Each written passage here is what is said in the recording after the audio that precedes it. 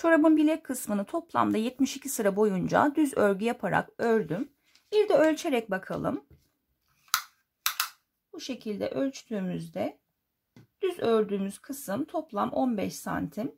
Lastikle birlikte bu çorabın toplam uzunluğu 19 santim oldu.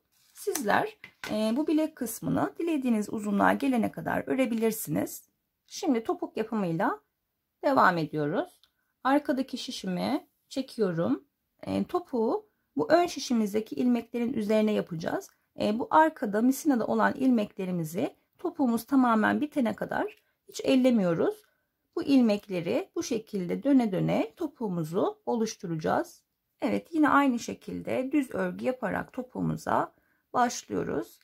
Sıra sonunda bir ilmek kalana kadar tüm ilmeklerimizi düz örüyoruz. Sıra sonuna kadar geldim. Buradaki son ilmeğimi örmeden örgümü çeviriyorum. İlk ilmeğimi örmeden alıyorum ve yine sıra sonunda bir ilmek kalana kadar bu sırada tüm ilmeklerimizi ters örüyoruz.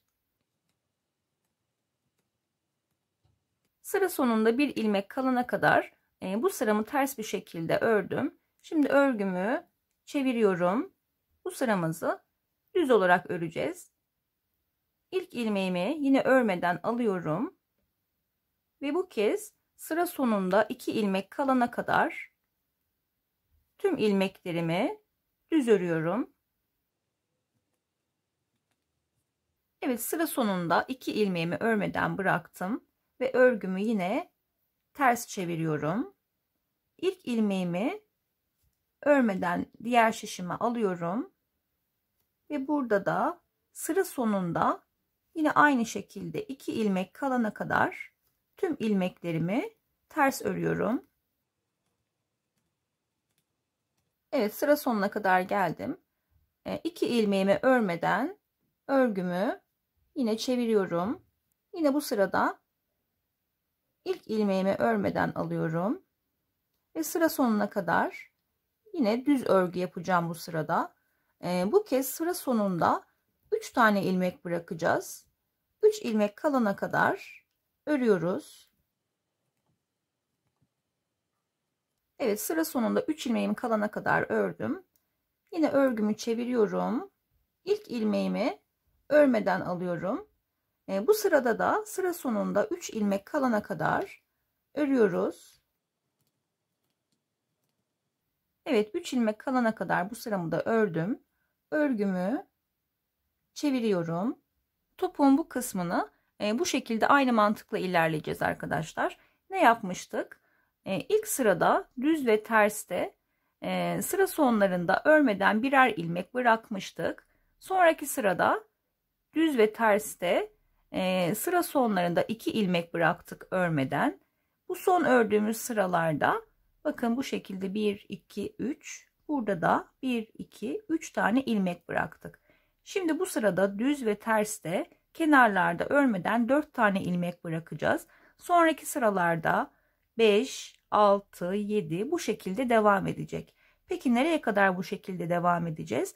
Her iki kenarda da bıraktığımız ilmek sayısı 10'a ulaşana kadar bu şekilde devam edeceğiz. Her iki kenarda da 10 ilmek bırakana kadar ördüm. Bu arada 12 tane ilmeğimiz kaldı. Şimdi örgümü çeviriyorum. İlk ilmeğimi örmeden alıyorum. Burada aldığımız ilk ilmekleri her zaman biraz normalden sıkı tutmaya çalışın.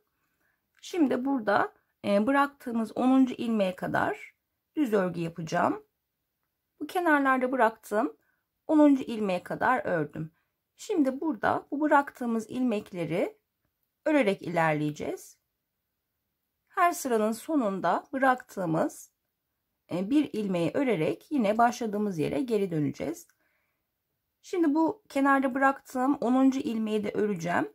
Ama bu ilmeği bakın şurada dipte bir tane ilmek var. O ilmeği şişime alıyorum ve 2 ilmeği aynı anda örüyorum. Bu kenarda bıraktığımız son ilmekleri örerken bu şekilde öreceğiz. Yine diğer sıralarda da göstereceğim. Şimdi geri dönüyorum. Burada 9 tane ilmeğimiz kaldı. Örgümü çevirdim. İlk ilmeğimi örmeden yine alıyorum. Ve yine burada 10. ilmeğe gelene kadar tüm ilmeklerimi ters örüyorum. Kenarda bıraktım 10. ilmeğe geldim. Şimdi bu sıramızı tersten ördüğümüz için bu 10. ilmeği tersten alacağız. Ama yine şu dibindeki ilmeği şişimize alıp 2 ilmeği birden öreceğiz. Bu tarafta da 9 tane ilmeğimiz kaldı. Şimdi tekrar örgümü çeviriyorum. İlk ilmeğimi örmeden alıyorum. Burada 9 tane ilmeğimiz kalmıştı. Şimdi 9. ilmeğe kadar bu ilmeklerimi düz bir şekilde örüyorum. Bu kenarda kalan 9. ilmeğe kadar ördüm. Şimdi bu 9. ilmeğimi yine düzden ördüğüm için düz şekilde alacağım ama şu dipteki ilmeği şişime geçiriyorum ve ikisini birden örüyorum. Biraz buradaki ilmeklerimizi de normalden fazla sıkmaya çalışalım ki açıklık olmasın. Şimdi örgümü çeviriyorum. Bu kenarda 8 tane ilmeğimiz kaldı. Şimdi tersten örmeye devam edeceğim ve 9. ilmeğime gelene kadar ters öreceğim. İlk ilmeğimi örmeden alıyorum ve ters örgü olarak ilerliyorum. Evet, kenarda 9. ilmeğime kadar ördüm. Bu düz tarafta 9. ilmeği örmüştük. Şimdi bu ters tarafta yine 9. ilmeği alacağız. Bu ilmeğimizi tersten öreceğiz ve şu dipteki ilmeği şişime geçiriyorum. İkisine birden örüyorum. Örgümü çeviriyorum. Bakın topuğumuz yavaş yavaş oluşmaya başladı. Şimdi ilk ilmeğimi örmeden alıyorum. Ve burada 8 ilmek kalmıştı. Bu kalan 8. ilmeğime kadar düz olarak örüyorum. Kenardaki 8. ilmeğe geldim. Ve bu ilmeğimi de düz bir şekilde öreceğim. Şu dipteki ilmeği alıyorum. Ve ikisini birden düz örüyorum. Biraz sıkılıyorum bu ilmeğimi.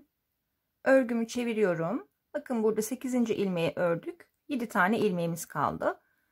Şimdi tersten örerek burada 8. ilmeğimizi örüp bu tarafta da 7 tane ilmek bırakacağız. İlk ilmeğimi örmeden alıyorum. 8. ilmeğe gelene kadar tüm ilmeklerimi ters örüyorum. 8. ilmeğime geldim. Bu ilmeğimi de yine şu dipteki ilmeği şişime geçiriyorum ve ikisini birden örüyorum. Bu tarafta da 7 tane ilmeğim kaldı. Örgümü çeviriyorum.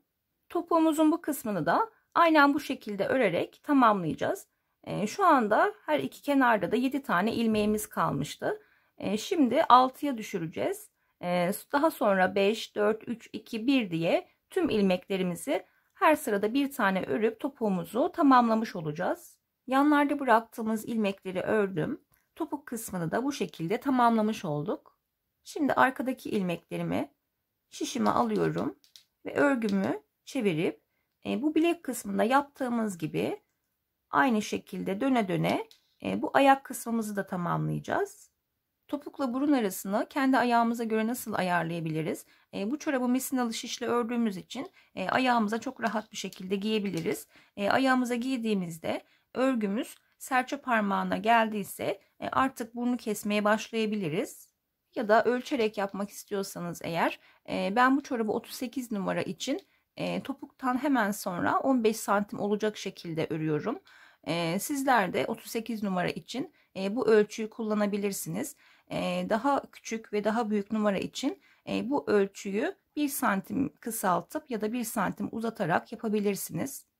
Şimdi topukla burun arasını İstediğimiz ölçüye gelene kadar örelim. Sonrasında burun yapımıyla devam edeceğiz.